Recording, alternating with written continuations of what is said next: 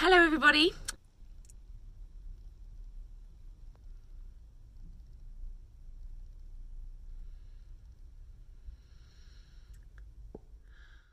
I thought I'd make a real quick video with 5 things that have surprised me about living in America. So we've been here pretty much a month now, and it is a complete unknown. I've been to America on holiday, and that's it. Like, this has been a completely new journey for me. So I thought that I would share 5 things that have surprised me about being here in the States.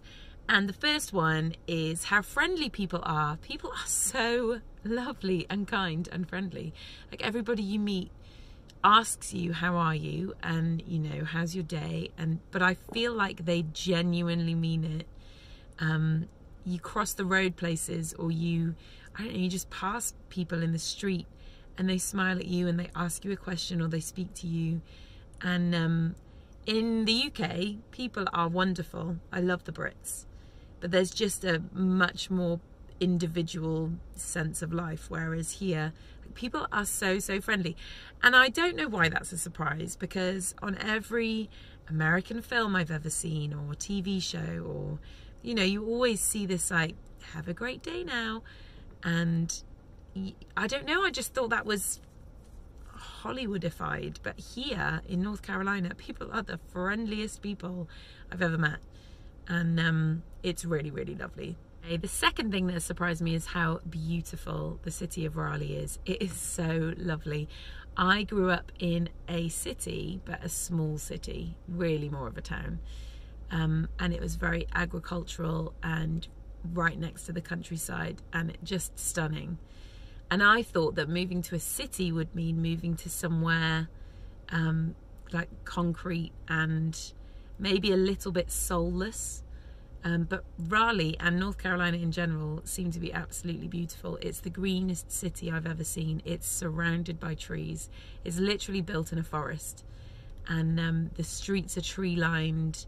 It's just such a green city. And I think that that's really surprised me, because I was prepared to dislike city life a little bit, because at heart I'm a country girl. I will say that whenever I picture heaven, it still looks like Herefordshire. But this place is beautiful. It's really stunning. And yeah, I've enjoyed just like getting to know the city and finding my way around.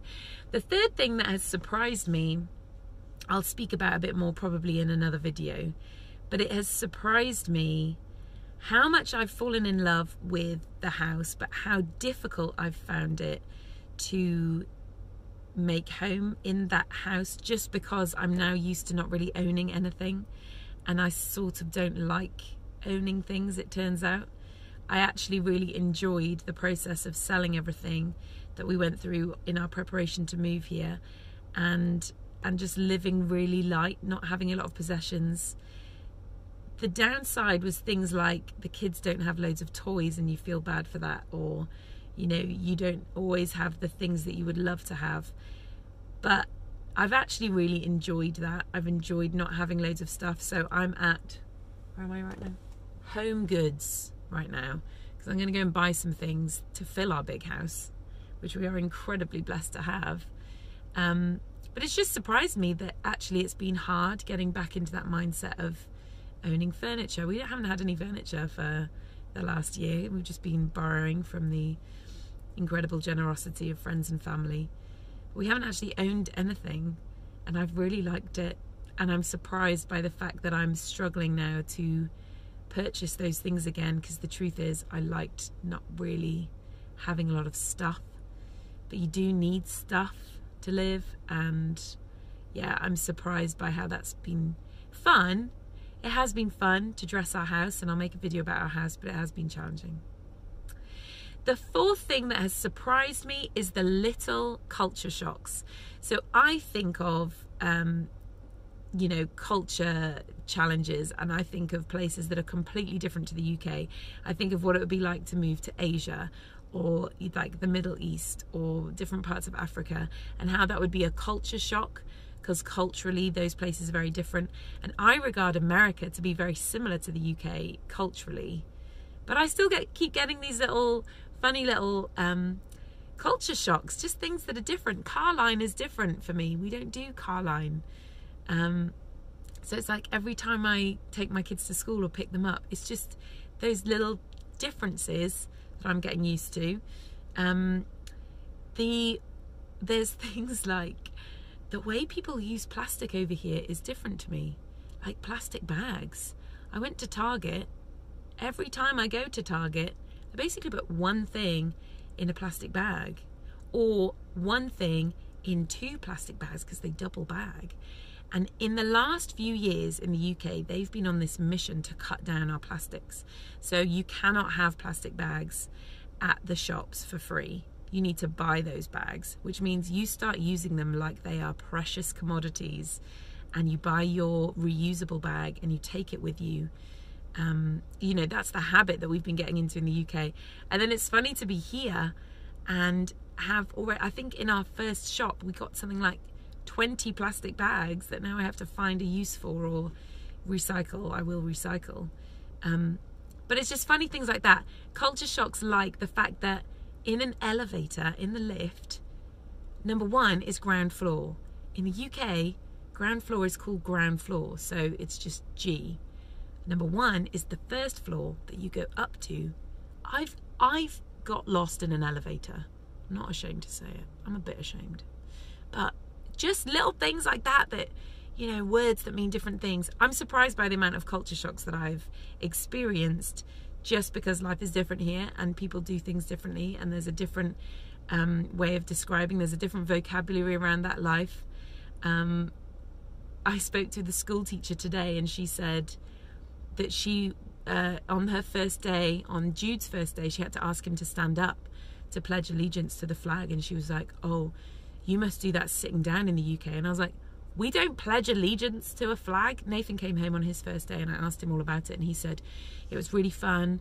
I played this game. I did this thing. I talked to the flag. I had to explain to him, yeah, in America, you pledge allegiance every single day in your school day to the flag of America. Like, that's such a culture shock. It's so funny. So, lots of things like that, little culture shocks I'm surprised by. And then the 5th thing, the final thing that I'm surprised by, is how much we love it here. We absolutely love it. The kids have loved it. It's been an amazing transition. We have a beautiful home. We have an amazing team around us. I am surprised. I was ready to slightly begrudge or just have to get used to this call on our lives and struggle. I think I was prepared to struggle, which illuminates my lack of faith. But I'm surprised by how much we love it. Now, I will say this. I miss home. I do miss home. And I made a huge mistake the other day of tagging my mum in something on Instagram and then going on her Instagram and then looking through things. And I was like, oh, I miss my home. I miss my family. But only in those moments.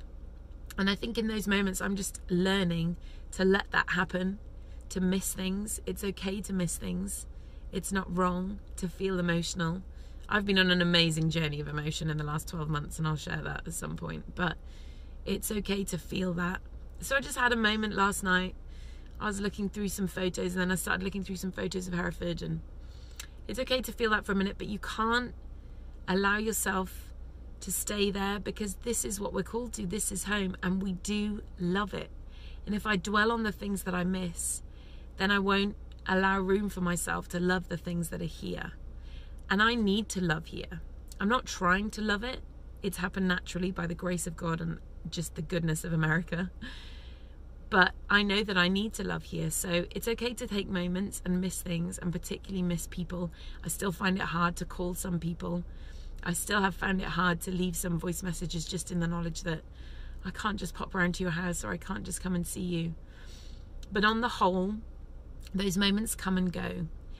And in order to be healthy, I'm not blocking them out, I'm feeling them. And then when they pass properly. And I get to be reminded again that I do love it here. And my kids love it here. And we have an amazing life that we've transitioned to so smoothly. So those are 5 things that have surprised me in the last month of being here, our first month of US life. And whilst I still think of Hereford as heavenly, and I still miss all things about my hometown. We are loving life in the USA. Surprising or not, it is incredible.